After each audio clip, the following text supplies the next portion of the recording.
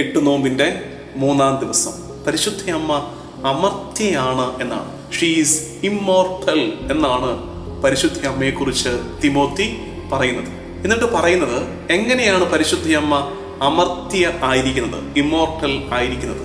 അവളുടെ ഉള്ളിൽ വസിച്ചവൻ അവൾ സ്വർഗാരോപിത ഇടത്തേക്ക് അവളെ കൊണ്ടുപോയി എന്ന്.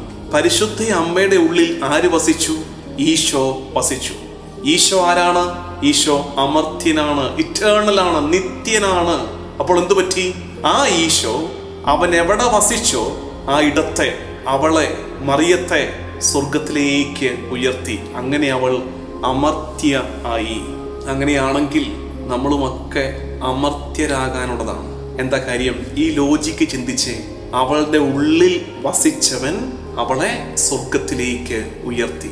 അങ്ങനെയാണെങ്കിൽ വിശുദ്ധ കുർബാനയിൽ നമ്മുടെ ഉള്ളിൽ വസിക്കാൻ എഴുന്നള്ളി വരുന്നവൻ ആരാണ്? ഈശോ. അവൻ നിത്യനല്ലേ? അപ്പോൾ ആ നിത്യതയിൽ നമ്മൾ പങ്കുപറ്റുകയല്ലേ? നമ്മളും അമർത്യരാകാൻ വിളിക്കപ്പെട്ടവരല്ലേ? അപ്പൊ ഇറ്റേണിറ്റിയുടെ എക്സ്പീരിയൻസ്, നിത്യതയുടെ അനുഭവം നമുക്ക് കിട്ടണം. ശുദ്ധ കുർബാനയിലൂടെ സ്വർഗത്തിന്റെ അനുഭവം നമുക്ക് കിട്ടണം. അതുകൊണ്ടല്ലേ ഈശോയും ഞാൻ സ്വർഗത്തിൽ നിറങ്ങി വന്ന ജീവനുള്ള അപ്പമാകുന്നു, എന്നെ ഭക്ഷിക്കുന്നവൻ മരിച്ചാലും ജീവിക്കും, അവൻ ഒരു നാളും മരിക്കുകയില്ല എന്നൊക്കെ പറയുന്നതിന്റെ അർത്ഥം ഇതാണ്. അമർത്യതയുടെ അപ്പത്തെ ഭക്ഷിക്കുമ്പോൾ അമർത്യരായി തീരുകയാണ്. നമുക്കും പ്രാർത്ഥിക്കേണ്ടത്.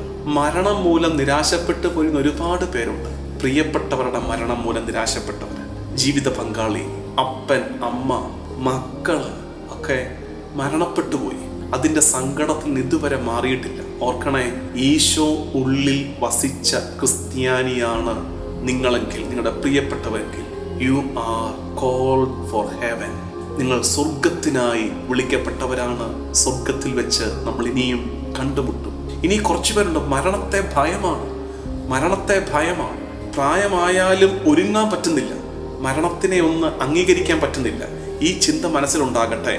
The one who has dwelled in her, അവളിൽ വസിച്ചവൻ അവളെ സ്വർഗത്തിലേക്ക് ഉയർത്തി. അങ്ങനെയുണ്ടെങ്കിൽ നമ്മുടെ ഉള്ളിൽ ഈശോ വസിക്കണം.